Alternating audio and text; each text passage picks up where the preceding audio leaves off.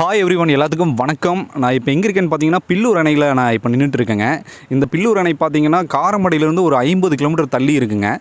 பின்னாடி பார்த்தீங்கன்னா ஆறு வந்து ஓடிட்டு இருக்குங்க. பார்த்தா உங்களுக்கு தெரியும், சவுண்டும் நல்லா கேட்குங்க. இங்கே வந்து பார்த்தீங்கன்னா மலைவாழ் இன மக்கள் வந்துட்டு வாழ்ந்துட்டு வராங்க. அவங்களுடைய வாழ்வியல் நெறிமுறைகளை உங்களுக்கு காட்டணுங்கிறதுக்காக தான் இங்கே வந்திருக்கேன். ஸோ இங்கே பாருங்கள், இந்த வீடியோவை அந்த ஒரு அம்மா இருக்காங்க. அவங்க வந்து அந்த வாழ்வியல் வரைமுறையை பற்றி தெளிவாக உங்ககிட்ட விளக்கமாக சொல்லுவாங்க.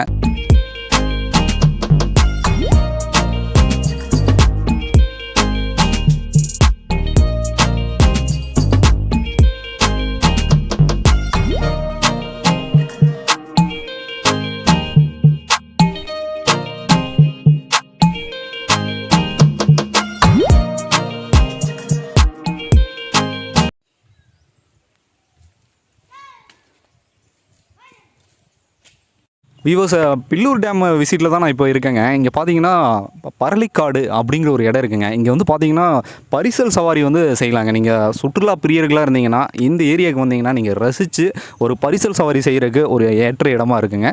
உங்கள் குழந்தைகள்லாம் கூப்பிட்டு வந்தீங்கன்னா நீங்கள் அழகாக உட்காந்து சாப்பிட்டு கூட நீங்கள் ஒரு ட்ராவல் பண்ணாமல் ஒரு ஃபீல் கிடைக்குங்க. அட்மாஸ்பியர் அவ்வளோ அழகாக இருக்குது. இயற்கையான ஒரு சூழலை ரசிக்கணும்னு நீங்கள் விருப்பப்பட்டீங்கன்னா இந்த இடத்துக்கு வாங்க. அங்கே லாங்காக நீங்கள் பார்த்தீங்கன்னா ஒரு பரிசல் சவாரி வந்து ஒரு ஃபேமிலி பண்ணிகிட்டு இருக்காங்க.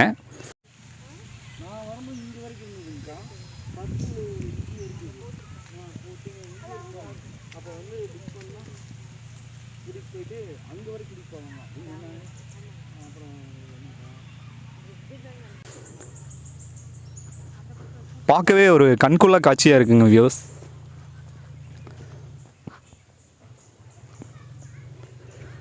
நம்ம காரமடை, அதாவது கோயம்புத்தூர் மாவட்டத்தில் பார்த்திங்கன்னா காரமடையிலேருந்து ஒரு 50 கிலோமீட்டர் தள்ளி தான் இந்த சுற்றுலாத்தலம் அமைஞ்சிருக்கு. நிறைய பேர்த்துக்கு இந்த சுற்றுலாத்தலம் தெரியாது. ஸோ நான் வந்து இந்த ஏரியாவை உங்களுக்கு காட்டணுங்கிறதுக்காக தான் இந்த ஏரியாவுக்கு வந்திருக்கேன். ஸோ இன்னும் நம்ம பார்த்திங்கன்னா பில்லூர் டேம் அந்த ஏரியாவில் போய் மக்களுடைய வாழ்வியல் நெறிமுறைகளை உங்களுக்கு காட்ட போகிறேன், பாருங்கள்.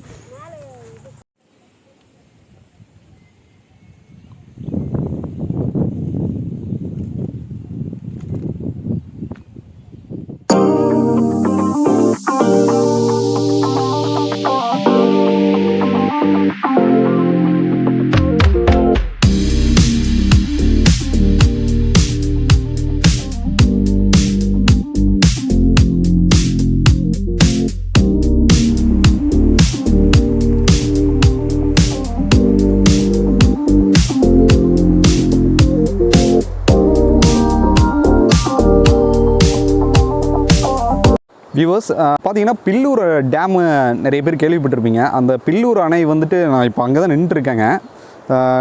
தண்ணி பார்த்தீங்களா எவ்வளோ போயிட்டுருக்குன்ட்டு.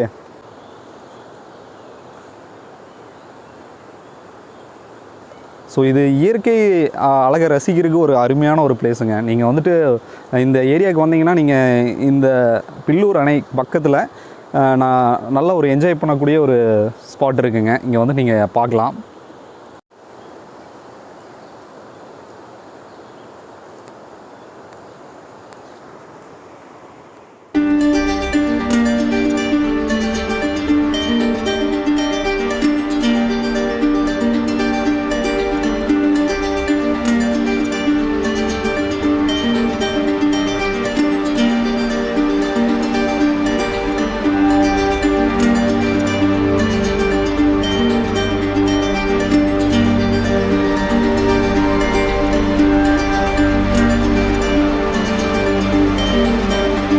வியூவர்ஸ், நான் இப்போ பில்லூர் டேமில் தான் நின்றுட்டுருக்கேங்க. இங்கே வந்து பார்த்திங்கன்னா மலைவாழ் இன மக்கள் வந்துட்டு வாழ்ந்துட்டுருக்காங்க. அவங்கக்கிட்ட கேட்போம்.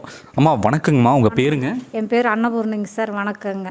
அம்மா, நீங்கள் வந்து இந்த பில்லூர் அணையில் வந்துட்டு நீங்கள் எத்தனை ஆண்டுகளாக வசித்து வரீங்க? எனக்கு அதை பற்றி தெரியாங்க சார். நான் பிறந்ததே இந்த ஊர் தாங்க.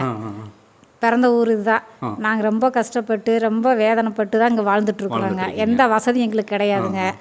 நான் ரொம்ப கூலி வேலை தாங்க செஞ்சுதான் பையனை படிக்க வச்சு நான் ஒரு கணவனால் கைவிடப்பட்டதுங்க.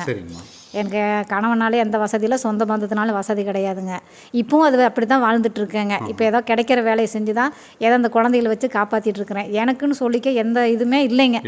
ரொம்ப கஷ்டங்க. இப்போ வந்து ரேஷன் கார்டும் கிடையாதுங்க. ஓஏபி கணவனால் கைவிடப்பட்ட காசு ஒரு 1000 ரூபா எனக்கு கிடைக்குங்க. அதை வச்சு ஏதோ நான் வாழ்ந்துட்டுருக்குறேங்க. அது போக மற்றதெல்லாம் எதுவும் சொல்லிக்கிறதுக்கு எதுவுமே கிடையாதுங்க. இப்போ வந்து நீங்கள் இந்த மலைவாழ் இன மக்கள்னு நீங்கள் சொல்கிறீங்க.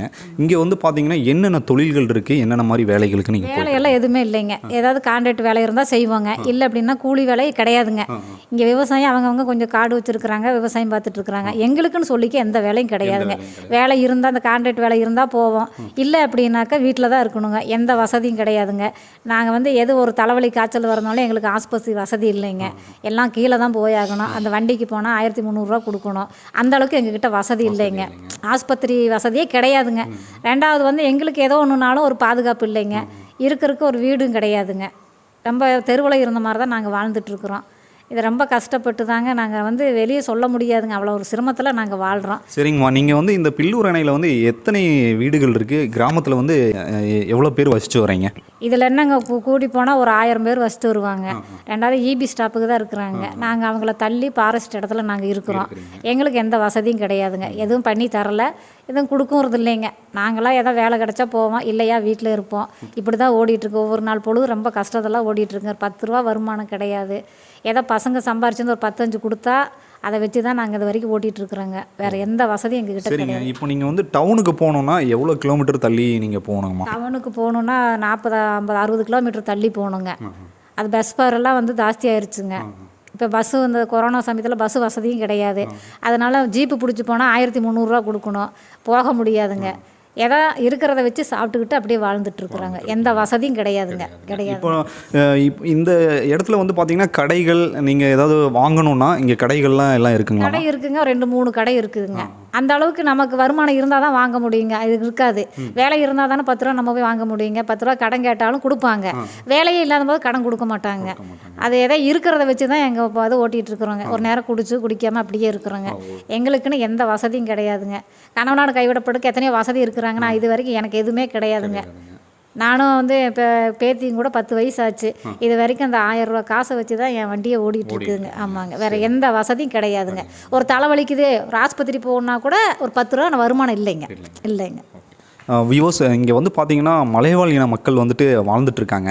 ஸோ அம்மா வந்து பார்த்தீங்கன்னா அவங்களுடைய துயரங்கள், கஷ்டங்கள் எல்லாமே சொல்லியிருக்காங்க. வியூவர்ஸ், நீங்கள் இந்த வீடியோவை நீங்கள் பார்த்தீங்கன்னா கண்டிப்பாக நிறைய பேர்த்துக்கு ஷேர் பண்ணுங்கள். இந்த மக்களுக்கு வந்து அரசால் ஏதாவது உதவி கிடைக்கணும்னா இது உதவியாக இருக்குங்க. வியூவர்ஸ், மற்றும் ஒரு வீடியோவில் நான் உங்களை சந்திக்கிறேன். நன்றி, வணக்கம்.